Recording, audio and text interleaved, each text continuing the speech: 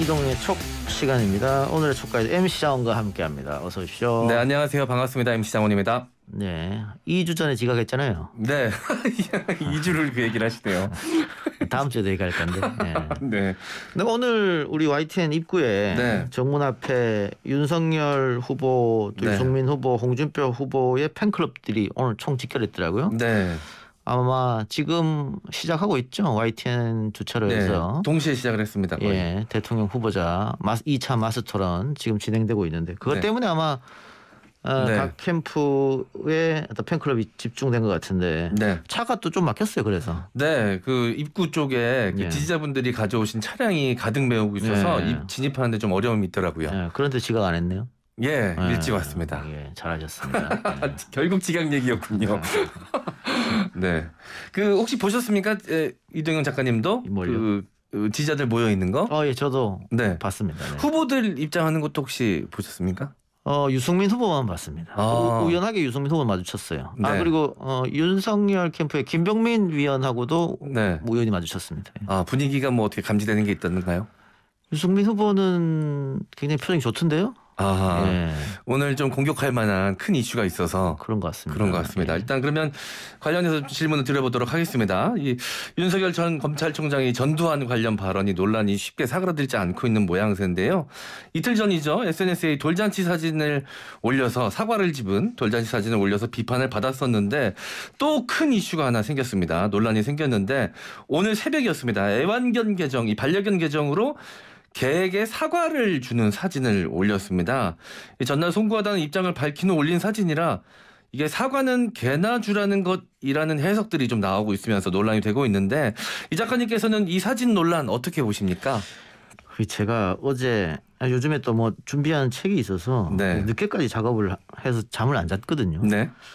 그러다가 잠깐 쉴 때 인터넷에 한번 들어갔는데 이게 떴더라고요. 네. 제가 처음엔 솔직히 좀 믿기지가 않았습니다. 네. 캠프에서 이런 걸 올렸다는 것이 이거 이럴 리가 없을 것이다. 네. 그래서 기사를 찾아봤는데 새벽 시간에 기사가 올라오진 않았더라고요. 네. 제가 왜 놀랬냐면 지금 어쨌든 전두환 옹호반으로 시끄러웠다가 유감 표명했었는데 논란이 사그라들지 않으니까 네. 다시 한번 송구스럽다 표현으로 바꾼 거잖아요. 네. 근데 그 와중에 또 돌잔치 사진이 올라왔었지 않습니까? 네. 근데 그 돌잔치 사진도 조금 시끄럽긴 했어요. 그때도 예. 사과를 이용했거든. 네, 사과를 이제 돌잔치 때 집은 사진을 올리면서 지금도 사과를 좋아한다는 예. 내용이었죠. 그래서 사과하기 싫은 걸 억지로 한 거 아니냐 이런 이야기 있었는데 네. 캠프 쪽에서는 그거하고는 전혀 다른 거니까 엮지 말라 이렇게 해서 네. 논란이 일축되는 줄 알았습니다만 오늘 새벽에 올라온 2개의 연거푸 사진은 이거 명백하게 그 국민을 조롱한다고 생각할 수밖에 없었거든요. 네. 거기다가 이 돌잔치 사진으로 논란이 한번 냈었는데도 불구하고 연속으로 2장의 사진을 또 사과와 관계된 사진을 올렸다. 네. 이게 그러니까 의도성이 좀 보이죠. 그럼요. 이게 과연 정말 우리가 먹는 애플을 뜻하는 건지 네. 아니면 어플라이즈 뜻하는 건지. 네. 그래서 거기다가 자기가 키우는 반려견 앞에다가 사과. 그럼 아까 MC 장원 씨가 말하는 것처럼 사과는 개나 주는 것 네. 이렇게밖에 인식할 수 없잖아요. 그래서 네. 이거는 캠프에서 윤석열 후보를 도와주는 게 아니고 마타도하러 오히려 자기들이 하는 거다. 자기 점수를 자기가 까먹는다. 지금 YTN TV 토론 마스 토론에 유승민 후보도 지금 그 사진을 나와서 바로 얘기하고 있거든요. 네. 근데 이게 해명도 저는 좀 납득이 안 돼요. 네, 실무진의 실수였다 이렇게 돌렸거든요. 실무진의 잘못으로 돌렸는데 이게 과연 이 야심한 시각에 실무진들이 그렇게 계정에다가 사진을 올릴 만큼 그 열심히 일하는 거라고 봐야 되는 건지 이 현실적으로는 좀 맞지 않는 이야기 아닙니까? 실무진이 올렸다. 그리고 자택이 아니다. 네. 자택 근처 사무실이라고 했는데요. 지난번 예능에 나왔을 때의 자택이 공개됐지 않습니까? 네. 그 사진과 이번에 그 반려견 찍은 사진 장소가 같습니다. 네. 그러니까 사무실로 볼 수 없어요. 그렇다면 새벽 시간에 네. 자택에서 반려견의 사과를 건네면서 사진을 찍고 그거를 올린다? 네. 그게 실무진이다? 실무진이 후보 자택에 새벽에 왜 갑니까? 그렇죠. 그건 어떤 캠프도 그런 일은 없어요. 네. 그러면 이거는 윤석열 후보와 같이 사는 가족 아니면 올릴 수가 없다는 네. 그런 합리적 의심이 되는 거잖아요. 네. 게다가 지금 서서히 기사도 나오는데 중앙일보에서도 지금껏 토리 반려견의 SNS는 김건희 씨가 맡았다 이런 네. 기사가 지금 나오고 있잖아요. 네. 그리고 네티즌들이 찾은 또 네티즌 수사대가 출동해서 강아지 눈망울에 비친 모습.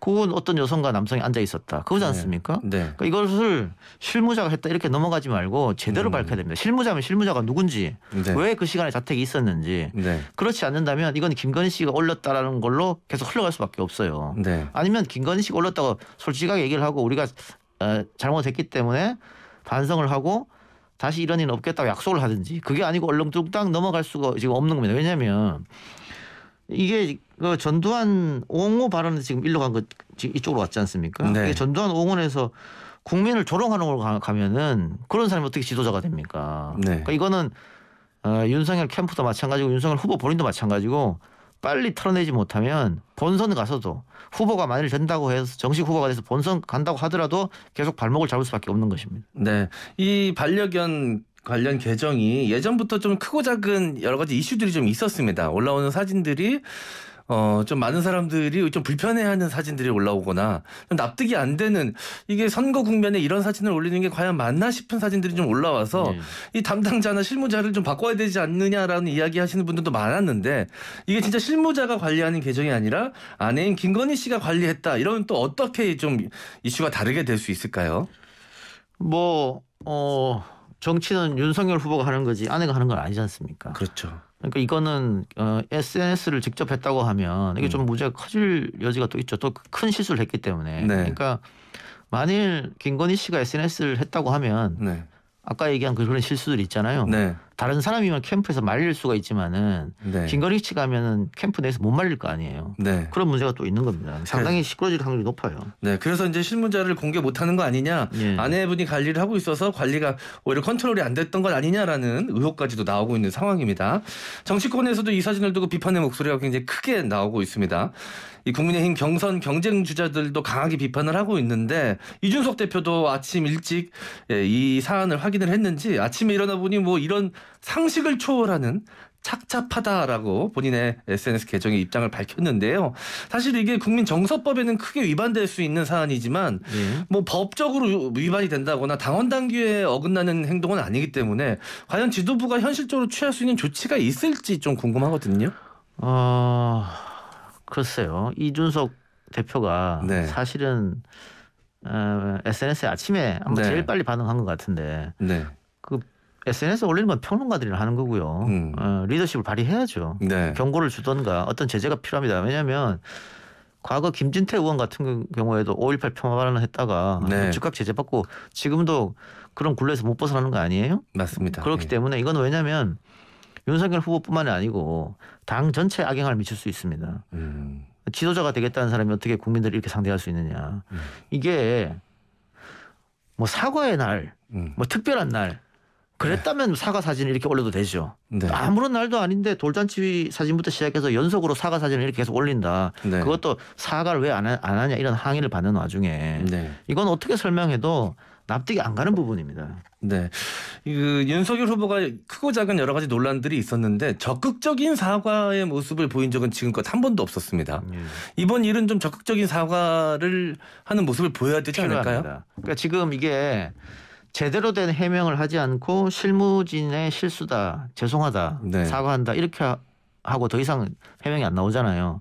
이렇게 되다 보니까 인터넷은 물론이고 여권의 인사들까지 이건 일베의 영향을 받은 거 아니냐. 네. 그 해시태그 한 단어들이 일베의 단어다. 네. 이렇게까지 번졌지 않습니까? 네. 그래 그 번지는 걸 막기 위해서도 빠른 조치를 취해야 됩니다. 지금 윤석열 후보가 TV 토론에서 유승민 의원의 질문을 어떻게 답하는지 저희는 지금 알 수가 없습니다만 생방송 네. 진행되기 때문에 거기서라도 제대로 된 답변을 하지 않으면 상당 시간 이 논란은 가중될 수밖에 없다. 네. 윤석열 후보의 우호적인 입장을 좀 보여줬던 일부 보수 언론들도 지금 굉장히 좀 비판조의 보도들을 내놓고 있는 상황이어서 아니, 오늘 보도는 이 건에 대해서는 다 비판적입니다. 이거를 실드치기는 어려워요. 네. 누가 봐도. 그래서 윤석열 후보도 빠른 좀 적극적인 해명과 사과가 있어야 될 것 같다는 생각이 좀 듭니다. 자, 그러면 광주를 향한 이재명 후보 이야기를 좀 여쭤보도록 하겠습니다. 이 지사가 두 번의 국정감사를 마치고 이제 여당의 대선 후보로서 첫 일정으로 광주를 찾았는데요. 오전에는 광주 5.18 민주묘지를 참배하고 오후에는 봉하마을을 방문을 했습니다. 이재명 지사의 대선 후보로서의 첫 일정 어떻게 보셨습니까? 예, 대선 후보의 첫 일정 조금 이따 얘기하기로 하고요. 지금 네네. 우리 제작진이 TV 토론에서 나온 내용을 전해줬는데 윤석열 후보가 사진은 집에서 찍은 게 아니고 사무실에서 찍었고 사무실에서 부인하고 캠프 직원이 찍었다 이렇게 얘기했네요. 자, 부인 이야기는 없었는데 지금 네. 부인 이야기 나왔어요. 근데 네. 부인하고 캠프 직원이 사무실에서 찍었다. 말이 좀 바뀌었네요. 말이 좀 바뀌었는데 아까 제가 말씀드린 대로 윤석열 후보 자택이 공개됐기 때문에 네. 그 사진과 이번에 찍은 사진이 겹치거든요. 네. 그거는 또 어떻게 해명할까? 이게 계속 이렇게 되면 거짓 논란으로 번지기 때문에 네. 굉장히 제대로 된 해명이 필요하다. 자, 어쨌든 부인 얘기는 나왔으니까요. 네. 그 관련돼서 질문 하나만 더 드리겠습니다. 대한민국 국민들이 다른 건 몰라 잘못하는 것보다 그 잘못 이후에 해명하는 자세나 거짓말 이런 거에 좀 민감하게 그렇죠. 반응하는 사례들이 많이 있지 않았습니까? 그렇습니다. 그게 이제 국민정서법인데 네. MC 장관 이야기처럼 이게 뭐 실정법을 위반한 건 아니잖아요. 네. 결국은 국민정서예요. 거짓말했다고 뭐 누가 뭐 잡아갑니까? 그건 아니잖아요. 국민정서법이 위반되기 때문에 쉽지 않다. 예를 들면 지금 윤석열 후보가 받고 있는 고발 사주 그거는 실정법 위반 가능성이 높죠. 그리고 네. 검찰 권력을 사유화했기 때문에 그 의혹이 사실로 드러난다면 대통령은 물론이고 형사처벌 받을 확률이 높아요. 네. 그러나 이 사과 문제는 형사처벌은 전혀 받지 않겠지만 네. 국민들한테는 고발 사주보다 이게 더 귀에 들어오고 눈에 들어옵니다. 네. 그렇게 바로 국민 감정이 국민 정서거든요. 네. 그래서 제대로 대처해야 될 겁니다. 아마. 네. 자, 그리고 다시 우리 이 얘기에 돌아와서 네. 봉하마을을 방문했다, 광주를 찾았다. 이건 뭐 이재명 후보로서는 당연한 행보였다고 보여지고요. 네. 권양숙 여사를 만났지 않습니까? 네. 근데 꽤 오랫동안 만났고 권양숙 여사가 적극적 지지를 표명했다. 네. 지금껏 이재명 후보가 경선에서 고생한 것은 친노 친문의 적자가 아니다. 비주류다. 이런 것 때문에 공격받았지 않습니까? 맞습니다. 근데 권양숙 여사가 어쨌든 손을 들어주고 우리 남편과 닮았다. 네. 이런 좋은 얘기를 해줬기 때문에 이재명 후보로서는 뭐 천군만마를 얻었다. 이렇게 볼 수 있겠죠. 네. 그 방금 말씀하신 대로 친노 친문이 아니다, 적장자가 아니다, 뭐 이런 비판으로 당내 주류로부터 조금 외면을 받았던 게 사실인데 어쨌든 이번에 권양숙 여사를 만나고 광주를 방문하면서 여러 가지로 좀 나아진 상황인 것 같긴 한데 이 얘기도 좀 질문 드려보고 싶네요. 문재인 대통령도 곧 만나야 되지 않겠습니까? 예. 이재명 지사 입장에서는. 예. 그러기 위해서는 이낙연 또 전 대표도 만나야 될 텐데 예. 이 일정이 좀 착착 진행이 될까요? 이낙연 전 대표를 만나지 않고 대통령을 만날 수는 없습니다. 네. 그 모양 그림새가 안 나오거든요. 그래서 이낙연과 먼저 만난 뒤에 문 대통령을 만나야 되는데 그건 언제 만나느냐? 아무리 늦어도 네. 국민의힘 후보가 결정되기 전에 만나야 됩니다. 대통령하고. 그러니까 그 전에 다 이루어져야 돼요. 그럼 시간이 얼마 없는데요. 시간이 얼마 없어요. 예. 얼마 없는데 지금 어쨌든 뭐 전화 통화만 했다 그러고 아직 만나는 구체적인 계획이 안 세워져 있잖아요. 네. 근데 이런 상황에서 윤석열 후보의 어떤 인스타 논란이 터졌고 네. 그동안 칩거하던 이낙연 전 대표가 오늘 SNS를 재개했어요. 네. 가만히 있으려고 그랬는데 더 이상 참을 수 없다. 네. 자, 그러면 이건 뭐냐면 결국은 윤석열 후보의 그동안의 행동들이 이재명한테 플러스 알파를 주는 겁니다. 대선 경선이 끝이 나고 호남의 민심이 이재명한테 다 돌아서지 않았어요. 네. 마음을 다 못 줬다고. 네. 그래서 경선 끝나고 오히려 호남에서는 민주당 지지율이 빠졌습니다. 근데 그 와중에 윤석열 후보의 전두환 옹호 발언이 나왔기 때문에 이제 호남 민심이 이재명한테 다가갈 수 있는 계기가 생겼다. 네. 그리고 이낙연 전 대표하고도 사이가 조금 소원해서 네. 그 간극을 어떻게 좁히느냐. 이재명 후보로서는 조금 골머리 아픈 일이었는데 오늘 또 인스타 논란이 터지면서 네. 이재명과 이낙연이 화합할 수 있는 명분이 좀 생긴 것 같습니다. 반등과 명분을 줬다. 네. 결국 이재명만 좋은 일 시켜줬다. 알겠습니다. 이재명 지사는 5.18 민주묘지에서 이제 전두환 비석을 밟느냐라는 질문에 올 때마다 잊지 않고 밟고 지나갔다라고 답을 했고요. 비석을 밟고 서서 윤석열 후보는 존경하는 사람이라 밟기 어려울 것이라고 윤 전 청장을 향한 이 발언을 했습니다. 전두환 씨에 대해서는 제발 오래 사셔서 법률 바꿔서라도 꼭 처벌받게 되기를 기대한다라고 강력한 어조의 발언들을 쏟아냈는데 이 지사의 이런 강한 발언들 어떻게 보셨습니까? 뭐 윤석열과 차별하죠. 네. 차별을 주고자 한 건데 이런 발언은 민주당 지지층에서는 환호할 겁니다. 박수 보내고. 네. 근데 중도층에서 과연 좋아할까요? 그러니까 자기 얘기만 하면 돼요. 네네. 뭐 예를 들면 전두환 비석을 밟느냐 이런 질문이 왔으니까 대답은 해야 될 거 아니에요? 네.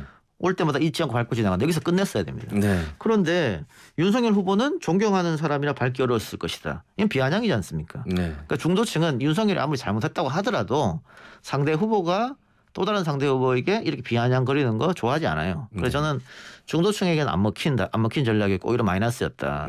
그런 생각이 듭니다. 근데 신기하지 않습니까? 이게 대통령 후보의 발언 하나하나가 네. 표심을 움직일 수 있는 거니까 네네. 늘 항상 내가 말하는 게 어떤 파장을 일으키는지 늘 조심히 생각하고 얘기해야 돼요. 그러니까 우리 이동영 뉴스장면서 청취자분들도 제가 유튜브와 팟캐스트에서 했던 발언과 지상파 진행할 때는 완전 다른 사람이 변신하잖아요. 네. 그걸 다 놀라워하던데 네. 그렇게 돼야 되는 겁니다. 네. 때와 장소에 맞게 TPO에 맞게 발언 수위 조정을 해야 된다. 네, 발언을 잘 조정해야죠.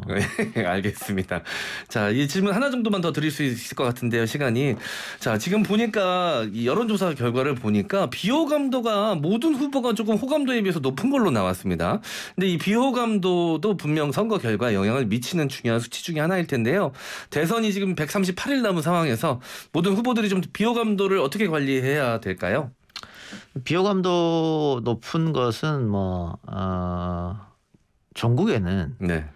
투표율을 높이지 못하는 결과를 낳을 수도 있습니다. 그럴 수 있겠네요. 예. 뽑을 사람이 없다 이렇게 되는 거거든요. 네. 그러니까 실제로 그런 여론이 좀 있습니다. 예, 진보층 보수층 확실한 분들은 이미 정했어요. 네. 그리고 안 바뀔 겁니다. 네. 뭐 100 며칠 남았으니까. 근데 그분들은 투표장 안 하겠습니다만 중도층에서는 이렇게 비호감 높은 사람을 뽑고 싶은 마음이 없을 거예요. 그래서 그러면 투표율이 높지 않으면 누구한테 유리하느냐? 투표율이 높지 않으면 보수 후보한테 유리할 수밖에 없어요. 예.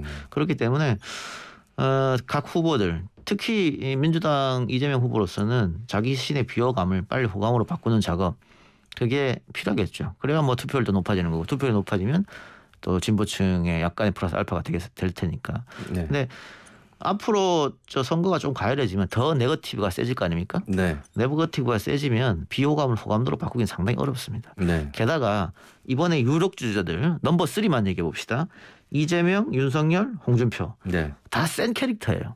그렇습니다. 센 캐릭터의 사이다 캐릭터. 이런 사람들의 비호감을 호감으로 바꾸는 건 쉽지 않습니다. 네. 예. 그래서 말씀인데 윤석열 후보의 이 사과 사진 논란도 중도층이나 민주진보 지지자들에게는 크게 비호감도로 남겠으나 지금 윤석열 후보를 지지하는 콘크리트 지지층에게는 크게 영향을 못 미칠 것이다. 그렇게 봅니다. 그래서 지지율에는 큰 차이가 없을 수도 있다. 이런 그렇지는 않을 거예요. 그렇지 않을 거라고 여론은 약간 흔들릴 겁니다. 네. 그만큼 큰 거예요. 알겠습니다. 자, 오늘 이동의 축은 여기서 마무리하겠습니다. 지금까지 촉가이드 MC 장원이었습니다. 수고하셨습니다. 감사합니다.